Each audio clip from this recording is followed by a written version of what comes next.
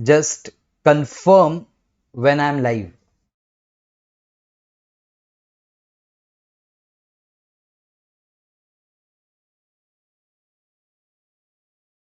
Just confirm when I'm live so that we can start with today's session. Am I live now? Yes, I think I'm live now. I think I'm live now. Yes. Good evening, good evening, good evening. I, CA Pratik Vinay Neve, welcome all of you to this session of amendments in IDT, especially for CMA final and especially for all my students who are comfortable in English.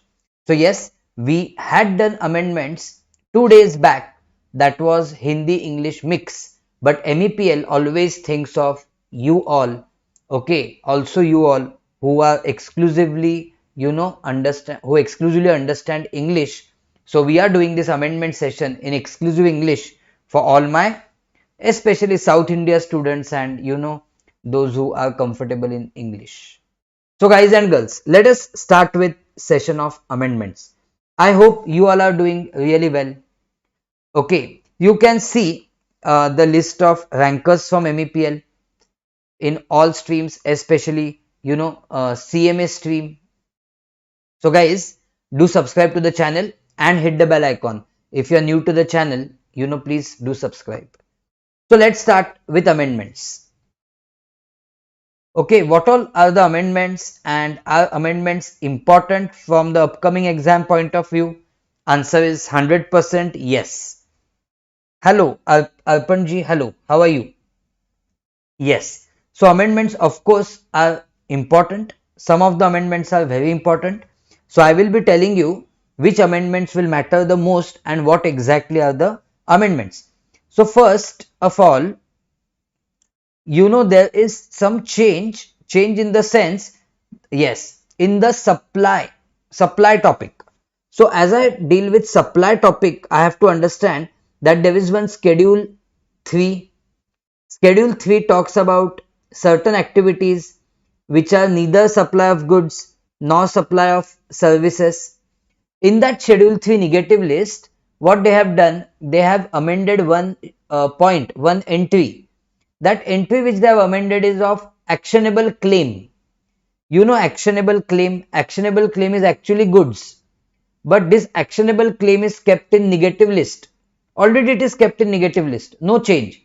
But actionable claim other than, now in the other than, what they are saying, actionable claim other than specified actionable claims. Now what are specified actionable claims? Specified actionable claim are betting, casino, gambling, horse racing, lottery and online money gaming. So these 6 actionable claims which you see here, they will be chargeable to GST because it will be falling in the ambit of supply. Why it will fall in the ambit of supply? Because whatever is there in the negative list is not supply. So actionable claim is not supply, but actionable claim other than specified actionable claim. So in short, specified actionable claim is supply. So betting, casino, gambling, horse racing, lottery, online money gaming, all of this will constitute supply. So I hope all of you have followed this. Just to give you glimpse, betting, gambling, lottery already existed earlier also. Now they have added casino, horse racing and online money gaming.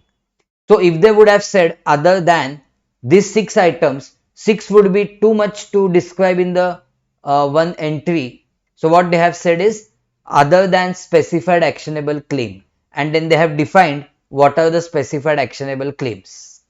Agreed? So I hope that solves your doubt, Arpanji. Yes, actually, it's a very good addition because you can see lot of increasing online money gaming business, isn't it? Like, Pokerbazi and all these apps are coming up. So yes, very good amendment. Absolutely. Then, supply of food and beverage, just clarificatory amendment, next one.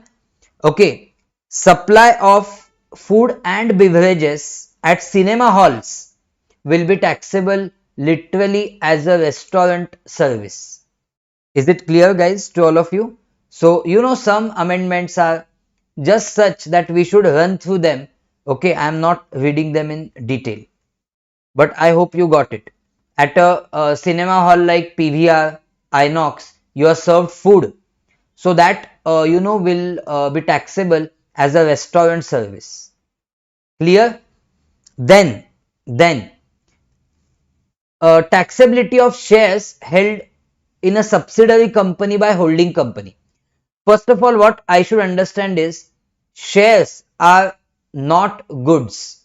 Shares are not goods because shares means securities, and securities is kept out of definition of goods. Okay, so shares are not goods. So there is no question of any GST on, shares held by holding in subsidiary company. So, just clarification is given with respect to that. You know that circulars, various circulars issued by CBIC, Central Board of Indirect Taxes and Customs, can give clarifications. Yes. So this way, many of the things are just clarificatory in nature. Nothing much to, you might feel what is new in this. So yes, nothing is new. It could be just clarificatory in nature. But for sure, in upcoming exam, I am expecting at least one question on online gaming. Okay, because as you go ahead, you will see some, parallel amendments made in various sections to tax online gaming. Then, going ahead, government is empowered to notify goods for whom proviso to section 5(1) is not applicable for levy and collection of IGST, and in whose case IGST shall be levied and collected in manner specified in 5(1) only. What is exactly this? See, what does proviso to 5(1) of IGST Act provides? It says that IGST on goods imported into India shall be levied and collected in accordance with provisions of Customs Tariff Act at the point when the duties of customs are levied on the said goods under section 12 of Customs Act. So now what they are saying is this has to be amended. Okay, why it has to be amended? See, however, in case of intangible goods means again we are talking about actionable claim. So they were saying earlier that for import of goods directly the provisions of customs will apply. That's what proviso used to say. See, IGST on the goods imported into India shall be levied and collected in accordance with provisions of customs. That is what earlier this proviso to 5(1) used to say. But now we cannot apply customs law on what? On online gaming and those intangible goods. So for those one you can say exception has been made in the proviso. So government now will notify certain goods for whom proviso may not be applicable for levy and collection of IGST. So now for intangible goods you will not apply provisions of customs. Agreed? And in whose case IGST shall be levied and collected in the manner specified only in 5(1). So in short, provisions of customs will not apply in case of import of online gaming and all those things. Agreed? Yes. Okay, absolutely. You can see. Oh, okay. No, Arpanji, there is a system to be followed. So you will have to mail your doubts at the given mail ID. Okay, I will literally clear your doubt as soon as I get them. Don't worry about that. So, amended proviso, what it says, provided that integrated tax on goods other than goods as may be notified on recommendation of council, okay, shall be. So now in short, For some goods, for majority goods actually, you will, for imported, you will continue to apply provisions of customs, but for online gaming and all those things which are intangible goods, you will apply provisions of IGST.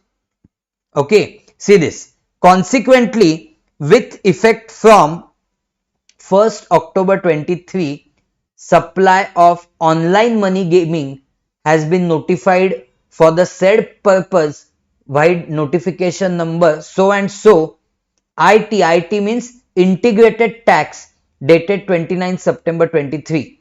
This implies that import of specified actionable claim of online money gaming will be taxed under IGST as import of goods without applicability of customs duty.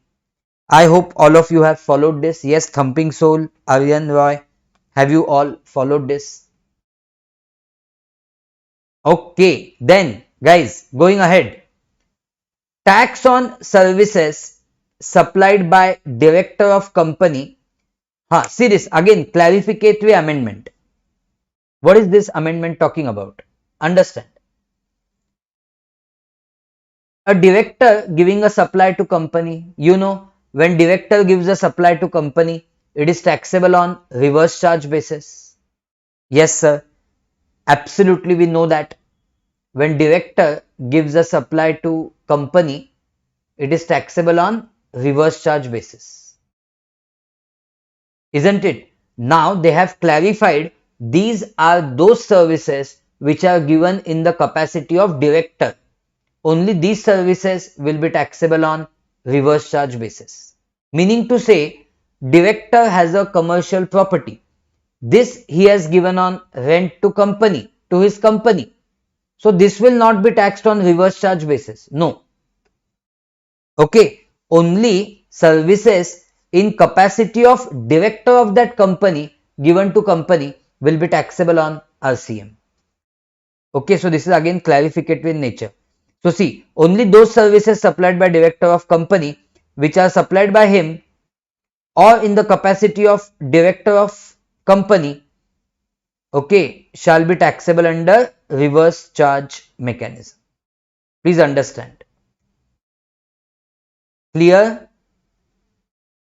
Is it clear, all of you? Got it? Yes, sir. Then amendment in list of notified services, the tax on which is payable under reverse charge. Okay.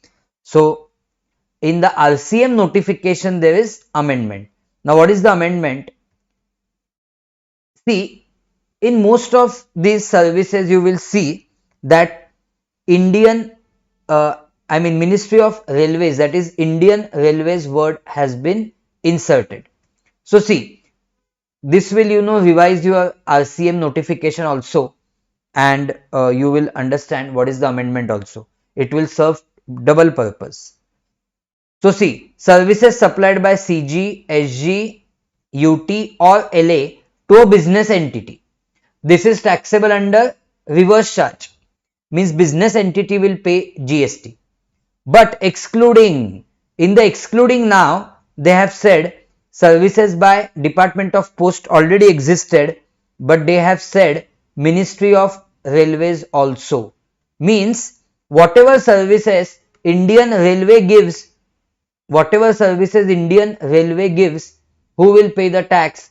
Indian Railways itself will pay the tax, not recipient of supply, because it is excluded from RCM. See, in RCM, in this particular first point, word used was excluding, and under excluding, they have added Indian Railways. So, Indian Railways will pay GST for themselves. Indian Railways will pay GST for themselves in these cases. Agreed, all of you? Shall we go ahead? Yes, sir. Absolutely. Then, services supplied by central government, again they have used the word excluding Indian Railways. Okay. So, everywhere Indian Railways will be liable to pay their own GST. There will be no reverse charge mechanism in this case. No passing of GST on the recipient of supply. and then one thing is deleted, or you can say omitted, from the RCM notification. Which service is omitted? Services supplied by a person located in non-taxable territory by way of transportation of goods by vessel from place outside India to custom station of clearance in India. This was earlier covered in RCM. Now it is deleted from RCM. So who will be liable to pay in this case is your supplier of service. Then next is just, for your understanding. There is no need to learn the next notification. Okay, it is about RCM in case of goods. In which goods reverse charge mechanism is applicable? That is being discussed in this notification. So just for your information, I have put it. None of the institutes mostly ask, RCM with respect to goods. Okay. Then going ahead, next one could be an important amendment. Listen properly. Earlier what used to happen, if I am running a stationery shop, I am selling stationery items like diaries, rubber, pen, pencil, and I list my goods. Means I am just telling you example of some goods. These goods, if I list on Amazon or Flipkart or some type of e-commerce operator, then it was impossible for me to, go ahead and continue in composition levy. So it was not possible for dealer in goods to take composition scheme. But now that restriction has been, you can say, omitted. So even if I am supplier of goods, supplying goods through e-commerce operator, I may continue under composition levy if my other conditions are satisfied.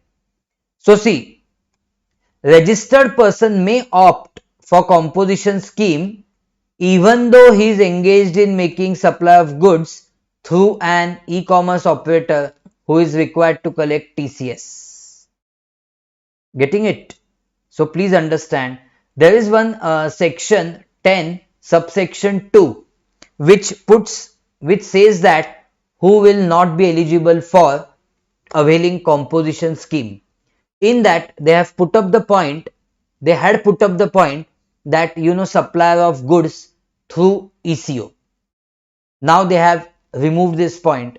So anyone who is supplying goods through ECO can continue for composition scheme. Clear, all of you? So this might become important from exam perspective. So you please keep on marking what I am saying will become important from exam perspective. Okay, first one is your online gaming. I said important. Secondly, this I am saying is important. Fine. Let's go ahead, guys. Let's go ahead. Next one, place of supply. Very, very important amendments in this topic. In place of supply, very important amendments. Shall we discuss now? Are you all with me?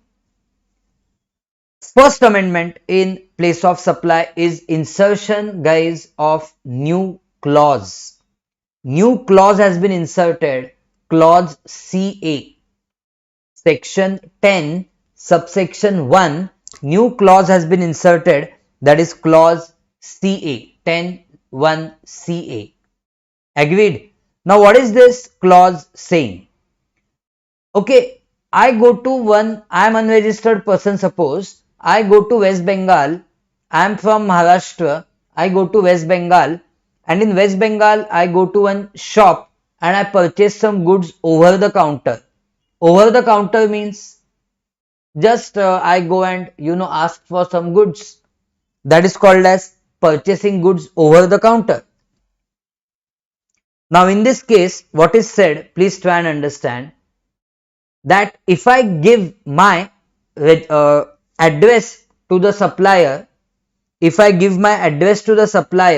then place of supply is my location. So if I give my address of Maharashtra to the supplier, supplier will put place of supply, will identify place of supply as Maharashtra.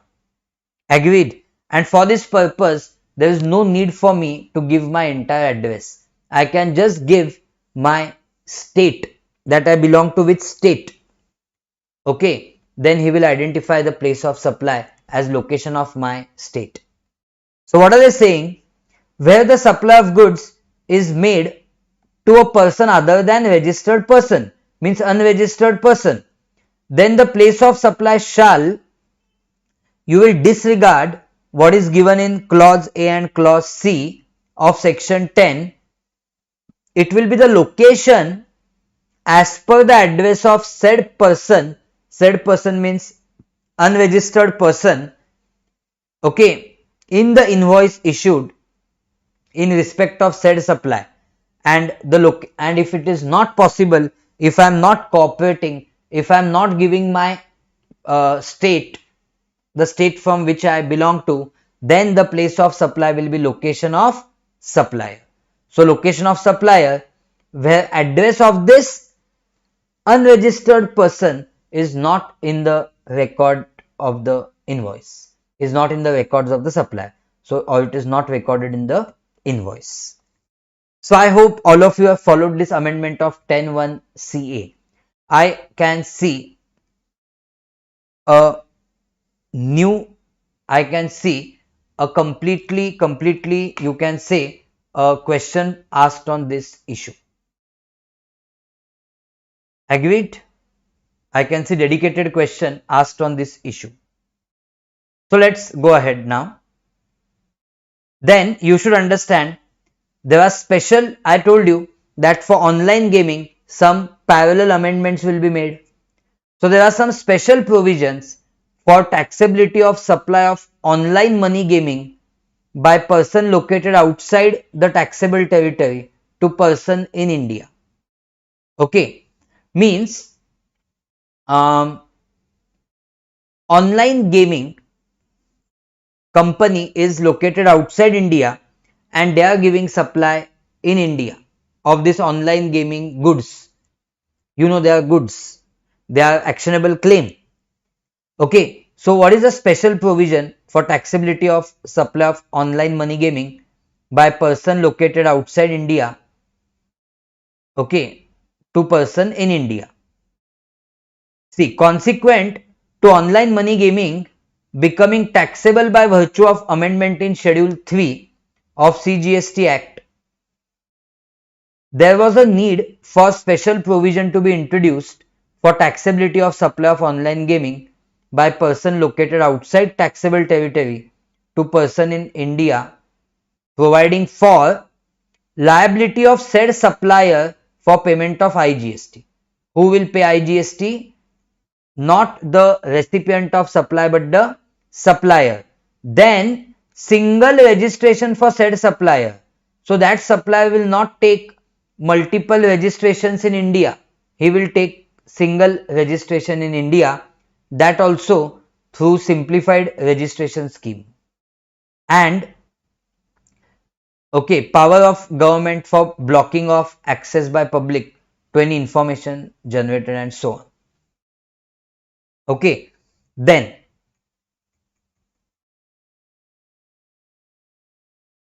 a supplier of online gaming not located in India, means taxable territory, shall in respect of supply of online money gaming by him to person in taxable territory, of course, would be liable to pay IGST. Who will pay IGST on this transaction? The supplier of online money gaming. Okay, so very obvious, but we have to provide this. For the purpose of complying with the above provisions, supplier of online money gaming shall obtain a single registration under simplified registration scheme. Okay, that's what we said, single registration. Clear? So all of you can follow this? Yes. Got it? Further, if such supplier does not have physical presence or does not have representative for any purpose in taxable territory, he shall appoint a person in the taxable territory for purpose of paying this IGST. Okay. So very stringent provisions. Government is seriously wanting to collect GST with respect to this online money gaming goods. Okay. Then let's go ahead. Then guys, one more amendment, one more very important amendment. This one will become very important from place of supply. You know there was a section 13 subsection 9. I am saying was means that 13(9) now stands omitted. What is 13 in IGST Act? 13 is your place of supply of services where either supplier or recipient of supply is outside India. In that, subsection 9 was with respect to place of supply of service of transportation of goods. Okay. Now 13(9) stands omitted. So in short, no specific provision continues for deciding place of supply for goods transportation service. So automatically now its place of supply will be decided as per residuary. Which is the residuary provision? It is 13(2). Okay, means see, we had discussed in class that place of supply provisions in such cases section 13. Yes, section 13 has 13 subsections. In 13, the general provisions are given in subsection 2. So if it is not covered anywhere between subsection 3 to subsection 13, the place of supply provisions, then by default it is covered in subsection 2. So if 13(9) is getting deleted, then the case covered in 13(9) will automatically be covered in 13(2). Do you agree with me? Yes. Then there is one clarification regarding place of supply in case of supply of services in respect to advertising sector. So this clarification you can go through, but I think I have covered what were the most critical amendments in place of supply. Agreed? And some not critical things I have also covered in the Hindi-English mix session which I had taken 2 days back. So if anyone of you wants to cover other things as well which couldn't be covered in this session, which are not so important things, then you may watch that session as well. Okay, for your cross reference. Then this adjustment, this amendment you all must be knowing. This was done earlier only. 12(8). What is 12(8)? 12(8) is place of supply of services of transportation of goods. Okay, in that 12(8), now remember 12(8) is not omitted. 12(8)'s proviso is omitted. 12(8) proviso used to say that if the goods are to be transported outside India, then place of supply is destination of those goods. Now that proviso has been deleted, omitted. So automatically, even if goods are transported outside India, it doesn't make difference. Its place of supply will be decided as per normal 12(8). In 12(8), what is the place of supply? If that supply is given to registered person, it is location of that recipient of supply. And if it is given to unregistered person, it is the place where the goods are handed over for their transportation. Okay. In short, earlier what used to happen, if I am sending goods to Canada, okay, I am in India, even transporter is in India, but I am sending goods in Canada, place of supply used to be Canada because of this proviso. but now proviso stands cancelled. So place of supply will be location of recipient. If is registered and if is unregistered, then that place where the goods are handed over for their transportation. Agreed? Yes, absolutely, absolutely, absolutely. Chalo. Let's go ahead, guys. Then some exemptions from GST are amended. Let's try to understand those amended exemptions. Satellite launch service. So satellite launch service supplied by only few of the entities was exempt.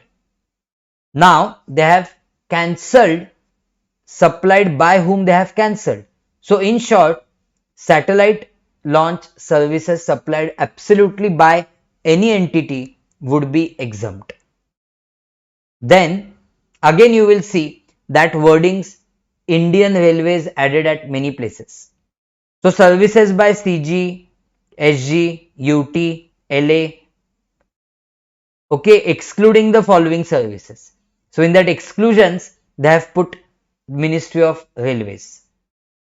Okay, so services given by Ministry of Railways will be taxable, and actually they have always been taxable. Then services provided by CG, SG, UT and so on, so on, so on, so on. In that also they have included the wordings. Okay, what they are saying, for the purpose of this entry, it is clarified that provisions of this entry means this exemption shall not apply to, and in that they have put again Indian Railways. Okay, then going ahead, again services provided by CG, SG, UT, LA, so and so. But again, nothing contained in this entry shall apply to, and in that they have inserted Indian Railways.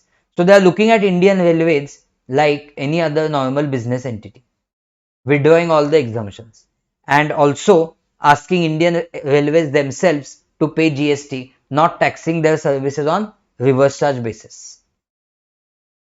Same thing. New exemption has been introduced. Some essential services like water supply, public health, sanitation conservancy, solid waste management, and slum improvement and upgradation. These services provided to government authority, they will be exempted. Okay, so this is about your notifications in exemptions. I mean, amendments in exemption notification. Okay, then in this services by way of transport of goods by vessel from place outside India up to custom station, this was earlier exempted, now that exemption is withdrawn. And services received by RBI from outside India in relation to foreign exchange management reserve, that was earlier exempted. Now that notification also stands, that exemption also stands withdrawn. Okay, chalo. So this way you have to understand our amendments in exemptions. I hope they are clear to all of you. Then comes one more critical part, value of supply. Okay, see, what are the amendments in value of supply? Now as such, section 15.1, 15.2, 15.3 does not get directly amended. Okay, assessable value is equal to transaction value, that is price actually paid or payable for supply of goods or services or both. That can never get amendment. That can never have any amendment. Amendment is with respect to 15.5. Do you remember 15.5? Yes. What is 15.5? 15.5 is what? 15.5 is for some notified goods, government may prescribe the valuation. And now, what is notified for that purpose? For that purpose, they have notified online gaming. Agreed. For that purpose, they have notified online gaming. Okay. So see, supply of online money gaming. Okay. Then supply of actionable claims, casinos, etc., etc., etc. have been notified, and now for this purpose, value will be as, for this purpose, guys, value will be as prescribed. Okay, so prescribed means where prescribed? Prescribed in the rules. So for that, they have inserted some new rules. Okay, now we will see some interesting provisions in those rules. Okay, see 31B. What will be the value of online money gaming? Value of supply in case of online money gaming. Okay, check what it will be. Very important. It will be total amount paid or payable to or deposited with supplier by way of money or money's worth. How much amount I am paying for participating in that online money gaming. Means there is some rummy circle. Okay, app like rummy circle or Dream 11. Then how much money I am paying for participating in the game, that much will become value of supply. Further, very stringent clause, headache for the assessee, any amount returned or refunded by supplier to the player for any reason whatsoever, including player not using the amount paid or deposited with supplier, means if that online money gaming app refunds anything to the participant, then that amount will not be excluded from the value. That amount continues to form part of value. See, it shall not be deductible from value of supply. Clear? So this is one more thing that you have to understand here. Very stringent thing, very strict government is in this online money gaming. Even if you have put 1000 rupees in that app, 1000 rupees is the assessable value then. Even if afterwards you are withdrawing out of that 1200 rupees, assessable value will continue to be 1000. Assessable value will not go down by 200. Okay, then with respect to actionable claims in case of casino, what will be the assessable value?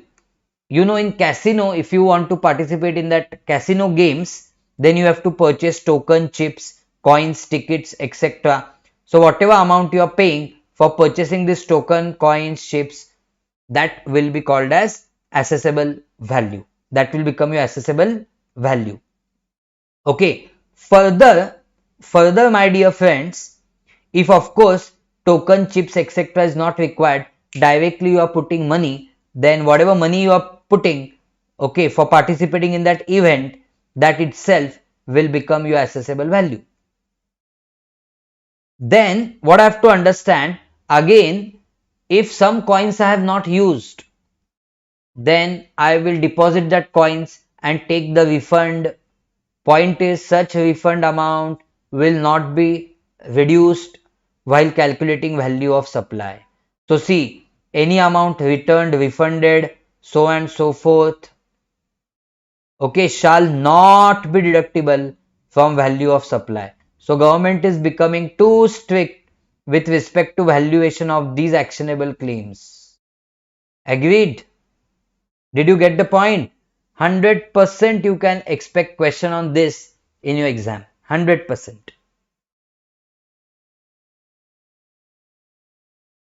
And then one explanation is given, very wonderful explanation. If you win in this online gaming, okay, or in casino, if you win, say you win 1 lakh rupees, And now that 1 lakh you don't withdraw, you play more games taking that 1 lakh as base. Means in Dream 11 competition, you made a team, cricket team, okay, and then you won, suppose you had put 100 rupees, and on that basis you won, say, 500 rupees. So now your balance is 500 rupees in that Dream 11 app. Now using that 500 rupees, you use that 500 rupees for next matches as a participation fee. So government is bit lenient here. What they are saying, any amount received by player by winning any event, okay, and so on, which is used in playing by said player in the further event without withdrawing, thankfully, shall not be considered as the amount paid or deposited. Means, guys, that further amount will not form part of assessable value. At least this one is in the favor of the supplier of these service goods and recipient of supply, in the favor of the assessee, you can say. Okay, so guys, please keep this in mind. Okay, further this next point which you see is amendment in time of supply of goods, because actionable claims are goods. So we are talking about these 6 actionable claims, specified actionable claims. In this specified actionable claim, notification 66 by 2017's provision will not apply. In simple language, if advance is received by supplier with respect to these actionable claims, then time of supply is date of receipt of this advance. Okay. So see, in case of specified actionable claims, the tax has to be paid at the time of receipt of payment. Okay. For other goods, what is the thing?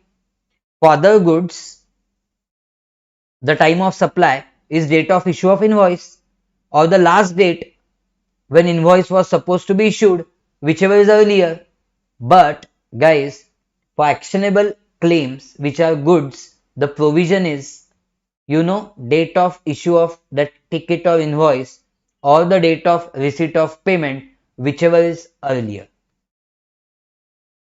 Okay, so please understand it in depth. Going ahead, how will valuation of personal guarantee by directors, and very interesting point, my dear friends.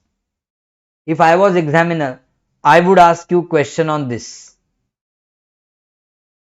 because it will involve deep understanding.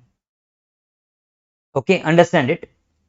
As a director, I have given personal bank guarantee for my company. What is bank guarantee? My company wants loan of 1 crore. So I gave a guarantee to bank that my company, in which I am a director, will repay the loan of 1 crore. So for giving this guarantee, I might receive some commission from my company. Question is, what is the value in this commission? What is the value of this commission? That is the question. So now nicely, what they say, director and company are related to each other as per definition of related persons. Yes, they are related to each other. Okay, so you will have to do valuation as per the rules. Why, sir? Why rules? Because where supplier and recipient of supply are related to each other, then valuation is as per the rules. In rules, you will have to go to rule number 27, not 27, 28. Because 27 is when price is not sole consideration. 28 is when supplier and recipient of supply are related to each other. So in that case, what will be the value? The value will be open market value. Open market value means how much in other cases director is charging from such recipient of supply. That. But here RBI steps in and RBI guideline says that no consideration by way of commission or brokerage or fees or any form can be paid to the director by company directly or indirectly for providing personal guarantee to the bank. So in short, in such cases, it's not possible to have any consideration. So thankfully in these cases, assessable value, which is open market value, shall be 0. Consequently, there is no question of such supply transaction having any open market value. Accordingly, it is clarified that open market value of said transaction or supply may be treated as 0 and therefore no tax is payable on such supply of service by director to company. Clear? However, in exceptional cases where remuneration is payable to director, the taxable value of such supply of service shall be remuneration or consideration provided to such director by the company directly or indirectly. I should at least remember usual case that usually in such cases assessable value shall be 0. Okay, so really wonderful point. So I think you should do that, and for your reference you can go through the next thing given in this clarification. What is that? See this next one. Okay, yes, Arshad ji, we will plan that also. Your point is noted. For intermediate, the amendments. Yes, your point is noted, my dear friend. And what I would like to tell you, Arshad ji, is even if you watch amendments of CMA final, they will be useful for your intermediate exams also. Because in CMA final, we will cover all amendments, isn't it? So please do watch. Okay. Then, whether activity of providing corporate guarantee by a person on behalf of another related person or by holding company for sanction of credit facility to its subsidiary, to the bank, financial institution, even when made without any consideration, will be treated as taxable supply of service or not, and if taxable, what would be the value of such supply of service? See, what are they saying? When the corporate guarantee is provided to bank or financial institution by a company for providing credit facilities to another company, means X company is giving bank guarantee for Y company. In this case, what is the value of supply? Because X company will get some commission. So what is the value of supply? That is the discussion. Okay. Or holding company is giving bank guarantee for its subsidiary company. So both are related. So what is the value of supply in that case? That is the point of discussion. Okay. So check. In such cases, taxable value will be determined as per newly inserted sub-rule 2 to rule 28. Okay. So you know rule 28 had clause A, B, C. Now it has got sub-rule 2. So according to this sub-rule 2, what will be the value of supply? It will be 1% of amount of such guarantee offered. So if X company has given bank guarantee to Y company worth rupees 1 crore, means X company has given guarantee to bank for Y company of 1 crore, then value of supply will be 1% of 1 crore, which is 1 lakh, or actual consideration, whichever is higher. Check, whichever is higher. Agreed? I hope all of you followed this. Okay, then go through this clarification.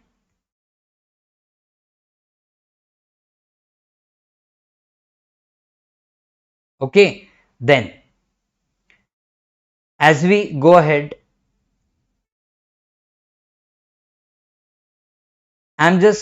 discussing with you the utmost important amendments.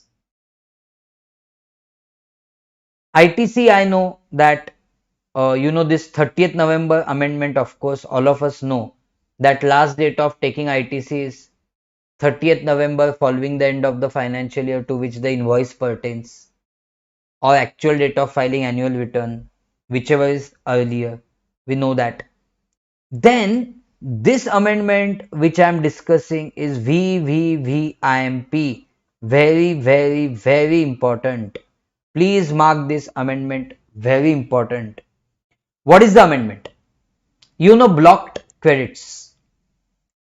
Block credit means certain purchases of goods or service on which I don't get ITC. Isn't it? So what is blocked credit? Block credit means what you have understood. Now, what is the amendment in section 17 subsection 5, which is of block credit? So Arshad ji, one new clause has been introduced. That clause is FA.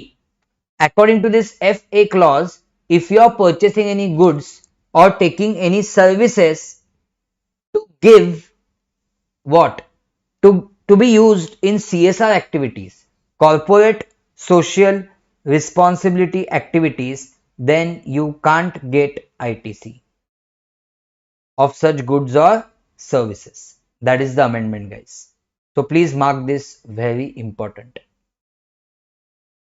Then see this in registration topic, mandatory registration for every person supplying online money gaming from place outside India to person in India. You know that section 24 talks about cases where registration is mandatory irrespective of turnover. In that, now they have added this person who is supplying online money gaming from place outside India to person in India to get registered. Okay, then some amendments in procedures in registration. Requirement of person presence of applicant for physical verification. Okay, this is amended to some extent. So go through this particular amendment. It is with respect to your procedural part. So thus now presence of applicant is not required for physical verification. Congratulations. Okay, so go through details once with respect to these amendments, but I am just making you aware about these small amendments. Then details of bank account required to be furnished by applicant within 30 days of grant of registration. Otherwise your registration will get suspended, or before filing of your GSTR1, that is statement of outward supply or invoice furnishing facility, whichever is earlier, or otherwise your registration can get suspended. Yes, what is the question you're asking? Sovic person providing, yes, online gaming outside India in India. Perfect. They will have to compulsorily get registered. So yes, what is the question? Roy ji, what is the question? Or are you just confirming the point? Then there could be system based suspension of registration in case of failure to furnish details of valid bank account within stipulated time, and there will be automatic revocation of suspension. If you furnish those details, automatically your suspension will be revoked, means your registration will be restored. Okay, then time limit for filing the application for revocation of cancellation. As per section 30, you can revoke the cancellation. Time limit for revoking that cancellation, okay, has been increased to 90 days. Earlier it was 30 days. Now that 30 days, it is, increased to 90 days. An extension of 180 days is permitted on sufficient reasons being shown. Very good. Roy G, very good. Are you watching the amendments from the beginning? Yes. Then again, a simplified registration scheme for persons supplying online information database access retrieval services. Netflix was the example for this I had given you in the class. Okay, so simplified registration procedure for them, and even for persons who are supplying this online money gaming from person outside, from place outside India. Okay, then after that, my dear friends,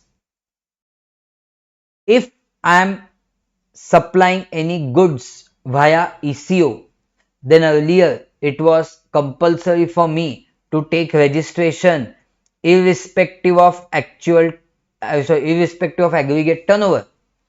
In class, I had given you example of I selling imitation jewelry via ECO. For me, registration was must under GST, irrespective of turnover. But now, unregistered person with aggregate turnover up to threshold limit is allowed to supply goods through ECO. No need to take registration. Okay, so you can go through the details of this. Okay, now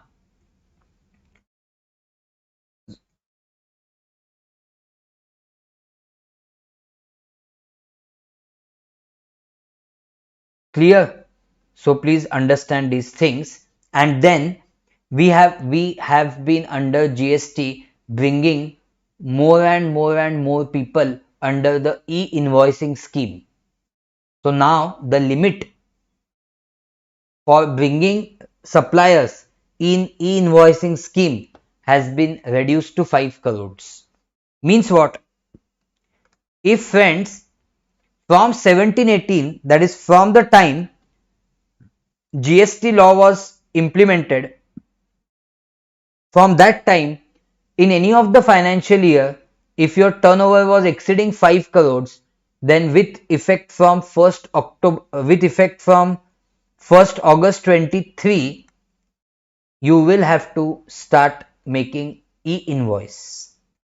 We have discussed in topic of documents what is e-invoicing. So I think that 5 crore limit will become important from your MCQ perspective also. Okay, then going ahead guys, this small amendments you can do, clarification based, circular based. Then in ECO amendment, procedural amendment you can do. Then here is one important amendment, all of you must remember this amendment, very important my dear friends.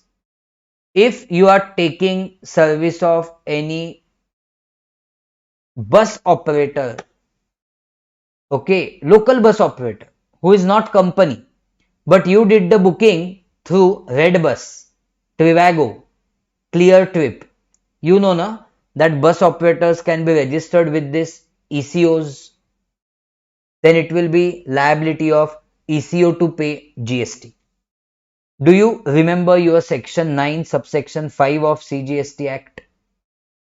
In notified cases, it is liability of ECO to pay GST. So now one more case is notified, that is, services given by bus operator other than company through ECO. Getting it? So when I'll tell you my personal experience. When I booked ticket from Red Bus, okay, of Dolphin Travels, not a company, then Red Bus charged me GST. Why they charged me GST? Why Red Bus charged GST? because they are ECO providing, being an intermediary. So Dolphin Travels is supplier. I am recipient of supply. But as per 9.5, when such bus operator service is provided other than company via ECO, it is liability of ECO to pay GST. So I am expecting question on this in the exam. If they want to ask anything from the amendment, then this could be one of the place. Agreed, guys? So in short, earlier, my dear friends, there were three notified services. You know which three notified services? Number one, um, the motor taxi cab services. Then the ECO was liable to pay GST. Ola, Uber.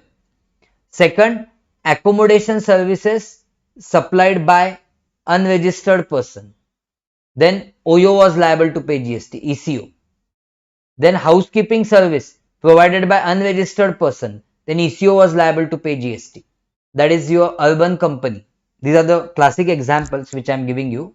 Classic means they are the premier in their industry. That's why I am giving you those examples. Now one more is added. That is to means bus service provided by other than company via ECO. Example of ECO is Red Bus. Clear? So that one will become important. Then some amendments in return topic. So again, procedural amendments. You can go through them. Import export under GST, procedural amendments, refunds under GST. These also you can go through. Not anything substantial, not anything really important from exam perspective, I would say. Okay, so I hope, my dear friends, that you have understood the amendments that we discussed. I really hope that. Okay, and once I want you to go through these amendments, to think about them, and thank you so much for joining. I really, really wish you all the very best and may you prosper in the exams. Thank you so much. I see a Pratik Neve from Team MEPL. Sign off. Before signing off, I would just like to tell you, request you, if you are new to the channel, do consider subscribing to the channel and hit the bell icon. And more importantly, if you have found these amendments interesting, important, then please do share with your colleagues, with your friends, because sharing is caring, and they will also get these amendments in exclusive English. Okay, so thank you so much, my dear friends. Bye bye. Take care. God bless you.